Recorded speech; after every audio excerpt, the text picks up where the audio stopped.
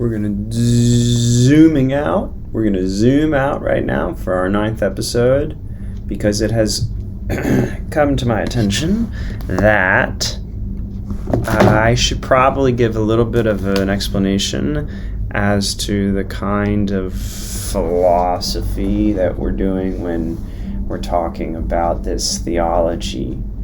And philosophy is a fancy word that basically describes the ways in which people view the world, the ways in which people think about reality. Maybe you can hear this train coming. Isn't that great? Okay, so we're going to talk about a specific kind of philosophy that's called metaphysics.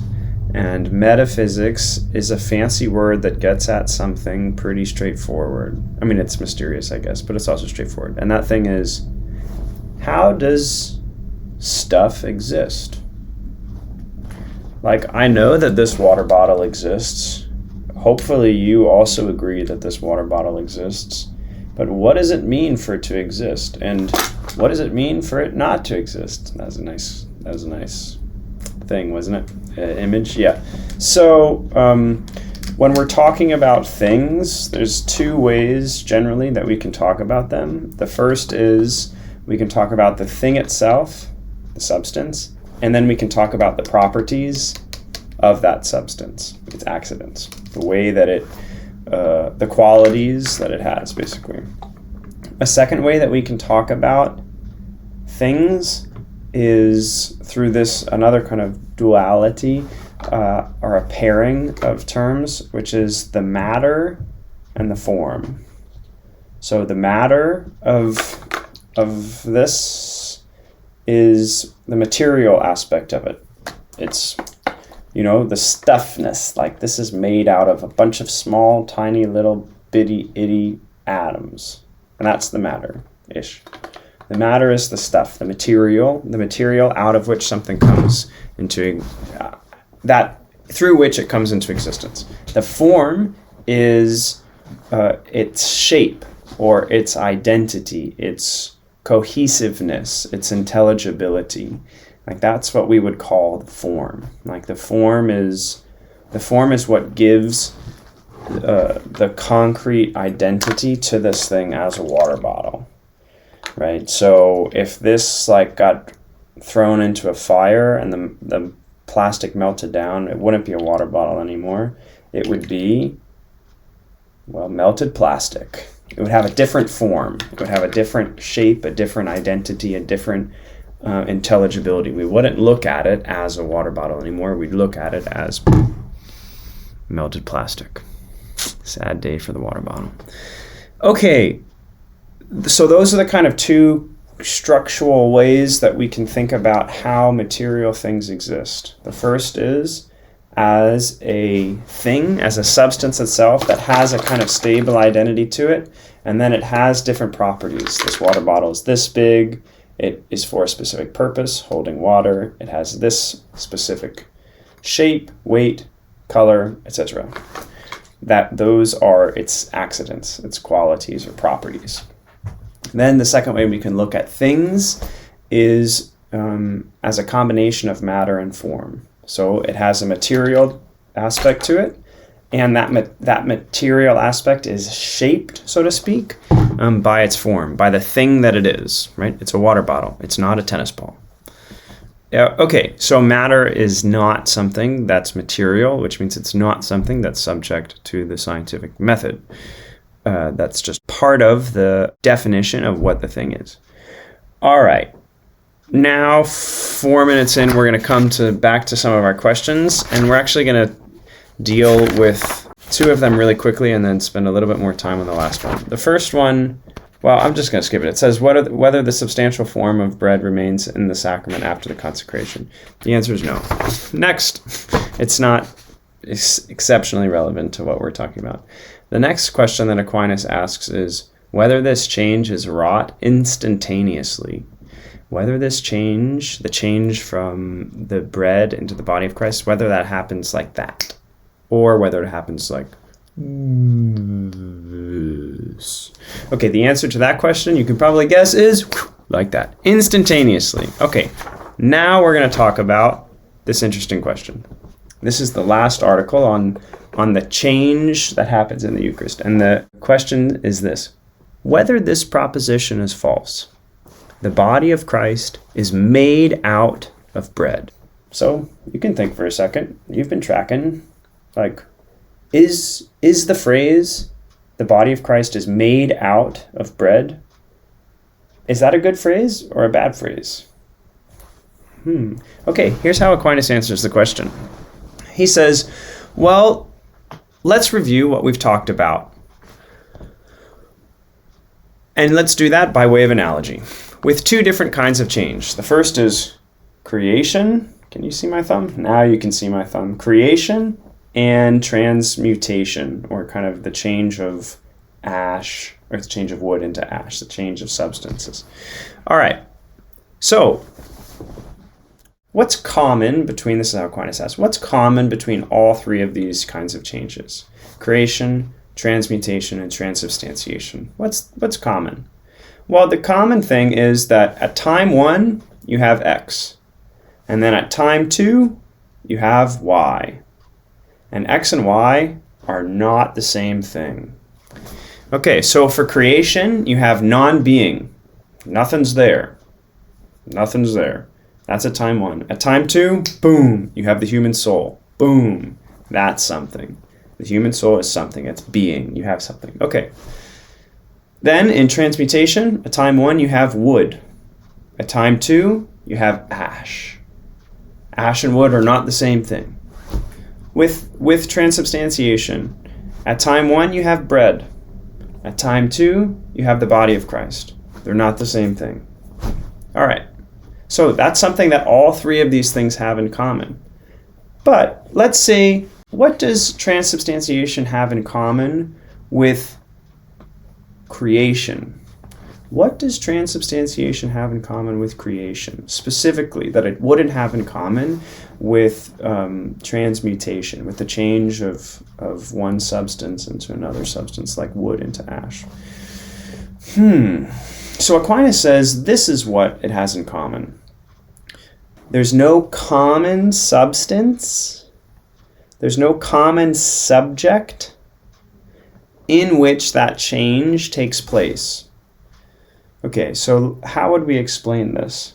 When you change wood into ash, the matter is the subject of that change. The matter, kind of like the atoms, so to speak, like the material from wood is changing into ash, and that is creating a kind of bridge in which that change takes place. So this is kind of why I started this episode talking about matter and form, because the matter becomes the subject in which that change takes place. So subject in this kind of technical sense is talking about the thing in which this change is occurring. So we're talking about the change of wood into ash, like that exists within a common subject. The material stuffness, the material stuff of wood is changed into ash. So here's a concrete example of why the common subject is significant.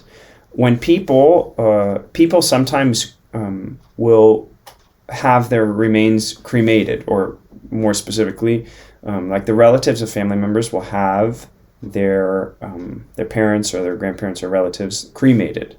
And so the body is changed into a new kind of substance, ash, for lack of a more specific term. It's changed into ash or into dust. We still hold that substance with a kind of respect because it came from the body of our loved one. There's a common subject, a common material between the body of our loved one and the ash, right? There's a common matter, so to speak, a common subject. Okay, so that's a kind of, I guess, common example of the importance of the subject being present for a change from one thing into another thing. There's a common subject for that change to happen. All right, okay, so that doesn't exist for creation because non-being isn't a common subject to be changed into being, like not existing isn't a common thing out of which existence comes. Like there's not a relationship there. So similarly, the transubstantiated kind of change from bread into the body of Christ doesn't have a common subject.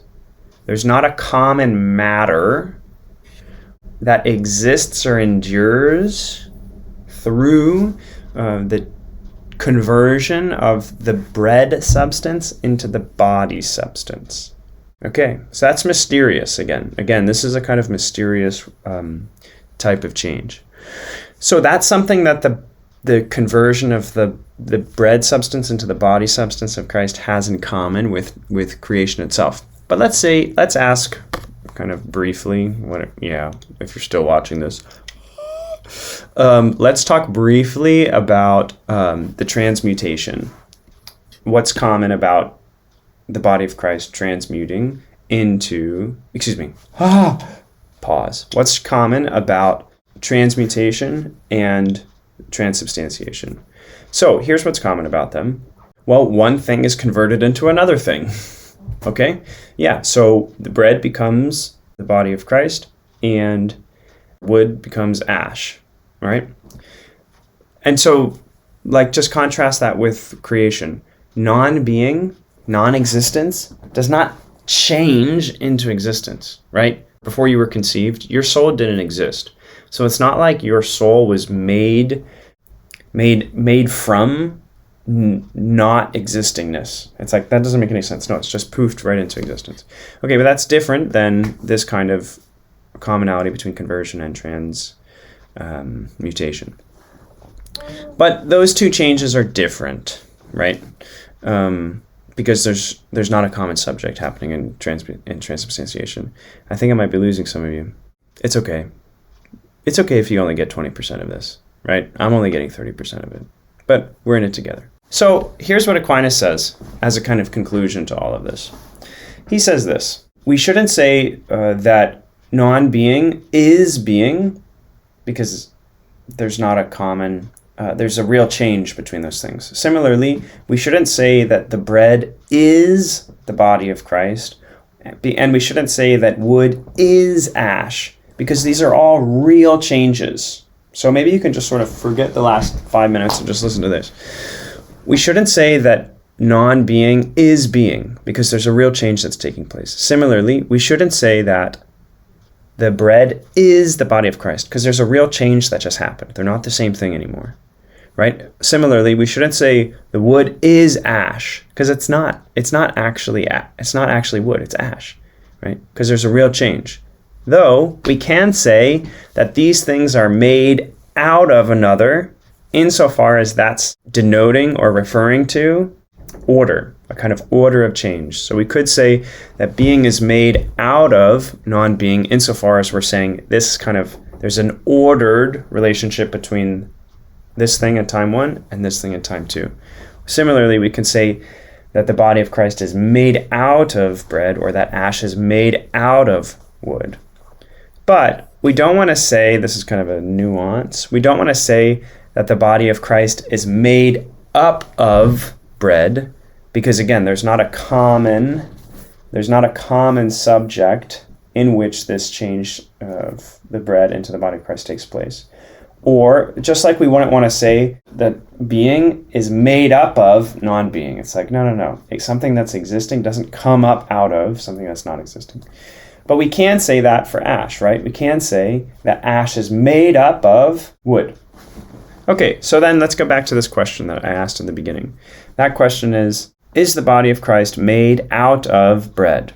It's like, okay, well, it depends what you mean. If by saying made out of bread, you're talking about the order that the body of Christ came from bread, cool. But if by this expression you mean the body of Christ is made up of bread, like it consists of bread, we don't want to say that, because there's not a common subject of change between the bread into the body of Christ. Alrighty, peace.